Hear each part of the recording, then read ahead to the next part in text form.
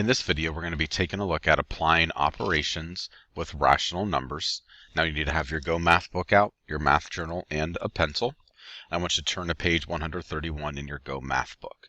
Now the essential question we're going to be looking at today is how can you solve problems involving multiplication and division of fractions and decimals.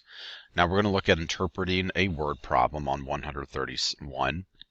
It says when you solve a word problem involving rational numbers, you often need to think about the problem to decide which operations to use. So we'll take a look at example 1. It says Naomi earned $54 mowing lawns. In 2 days, she worked 2 5/10 hours or 2.5 hours yesterday and 4 25/100 hours today. If Naomi was paid the same amount for every hour she works, how much did she earn per hour? So there's steps that you'll need to take in order to solve these types of problems. First of all, you need to analyze the information. You want to identify the important information. What this does is this helps you just focus in on the important parts of the word problem and not be distracted with all the extra information that you might have. So Naomi made $54 mowing lawns. You can see how happy Naomi is here on 131. $54 richer. She's definitely happy. So Naomi worked 2.5 hours yesterday and 4 25/100 hours today. We also know that we're asked to find how much did she earn per hour. Why? How do we know that? How much did she earn per hour is right there. Next, we need to formulate a plan. So in other words, you need to think about how you're going to go about solving this. So we have the total amount she earned divided by the total hours she worked gives the amount she earns per hour. And we can use the expression 25/100 plus 4 25/100. We add that together, and then we take that. We have 54 divided by that number there. Okay, so we can take 54 divided by 6 75/100. That'll help us formulate the plan. So we can do that. You can see solve 25/100 plus 2 5/10 plus 4 25/100 gives us 6 75/100. We take that 54, divide it by 6 75/100. That gives us $8. So we know Naomi earned $8 per hour mowing lawns. So that's the solve part. Then we can justify and evaluate. So this is just making sure everything makes sense. It says you added 2 5/10 and 4 25/100 first to find the total number of hours worked. Then we divided 54 by the sum to find the amount earned per hour. So these 4 basic steps, you want to analyze the information, formulate a plan, solve the problem, and then justify and evaluate what you have found when you're solving word problems. So let's take a look at number 1 on page 132. And we have Casey buys 6 2/10 yards of blue fabric and 5 4/10 yards of red fabric. If the blue and red fabric cost the same amount per yard and Casey pays $58 for all the fabric, what is the cost per yard? So the first thing we want to do is analyze the information. What we know is that Casey buys 6 2/10 yard and also 5 4/10 yards of red fabric, and 6 2/10 was blue fabric. So we know that. We also know that she pays for $58 for all the fabric. And then also the question that we are asked is what is the cost per yard? So we need to think through that. So we're analyzing the information. Now what we need to do is we need to formulate a plan. And you can write this in your in your math journal, this plan that we have. So we have $58. We're going to divide that by 6 2/10 plus 5 4/10.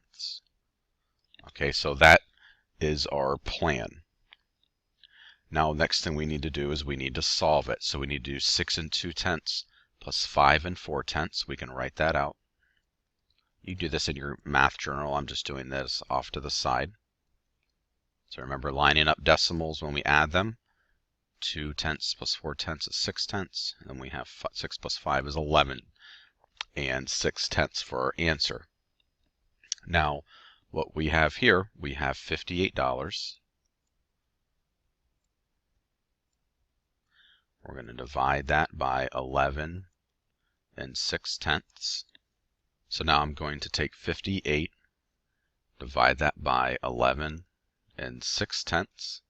You can see I have 5 for my answer. So you can write this down, $5 per yard.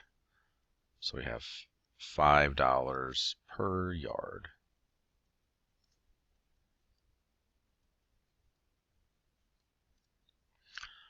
All right, what I want you to do now is let's take a look at example number 2.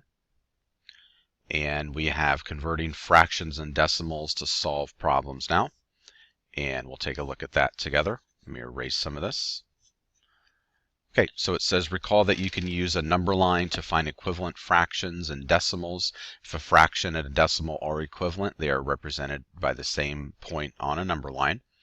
Okay, so example number 2, it says each part of a multi-part question on a test is worth the same number of points. The whole question is worth 37 5/10 points. Roz got half of the parts of a question correct. How many points did Roz receive?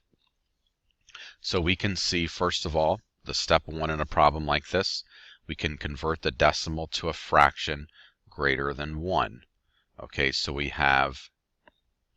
know that, first of all, we have our half there. We're going to multiply that by 37 5/10. All right, so we know the half equals 1/2, pretty obvious there. The 37 5/10 can be changed to 75/2. All right, so you can write that either way, as you can see here. Then we can multiply 1/2 times 75/2 equals 75/4, and we can take that 75/4, make that into a mixed number, 18 3/4. So we can see Roz received 18 3/4 points for that question. So that's one way that we could do this. Something else that you can do, solution 2, you can convert the fraction to a decimal. So we have 1/2 times 37 5/10. You can see the 1/2 can be converted to 5/10. The 37 5/10 can stay the same. So in other words, you're not going to be able to multiply fractions by decimals. That's not going to work. You got to make sure they're both the same thing. Then from here, 5/10 times 37 5/10 equals 18 75/100. Now let's take a look at number 2. It says the bill for a pizza was $14.50. It says Charles paid for 3/5 of the bill. Show 2 ways to find how much he paid. So what I want you to do is to complete this problem in your math journal as I complete it as well. I'm going to do it right here on the video, right here on page 132, but I want you to use your math journal. So first of all, $14.50, we're going to need to multiply that by 1/2. However, we cannot multiply $14.50 by that fraction 3/5. So what we can do first of all is we can change that 14/50. So if we think about, we can change that to a mixed number like this. So think about 50 hundredths here. So it's really 14 1/2. As that's simplified, then we can change into an improper fraction. 2 times 14 is 28, plus 1 is 29/2. So we have 29/2 times 3/5. I'm kind of writing over some things here. And now we have 29/2 times 3/5. We can multiply this. 29 times 3 gives me 87. 2 times 5 gives me 10. Now we have 87/10. Erase some of this. Now we need to take that 87/10 and make it into a mixed number. So we know 10 goes into 87 8 times. 7 is left over, so we have 8 7/10 for the answer. So that's one way to show it. Another way we can show it is converting the 14/50 and 3/5 to decimals. So $14.50 does not need to be changed. However, the 3/5, what you can do is divide that numerator 3 by the denominator 5. It's going to give you 0.6.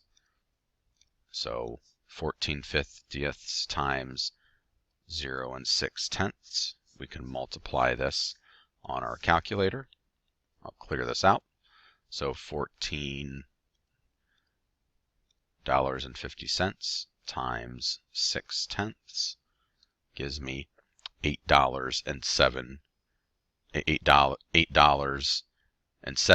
or I should say 8 7/10, which converts to $8.70. So those are the two different ways that you can solve problem 2 in your Go Math book. Now let's take a look at number 1 on page 133, and I want you to complete this problem on your own, and you can work on that now. Okay, for number 1 on page 133, it is 134 1/2 miles for the answer. And then let's take a look at number 2, and I want you to work on that now. Okay, so you can see the answer for number 2 is $397.80. So this concludes the video on applying operations with rational numbers. If you have any questions about this concept, please come and see me.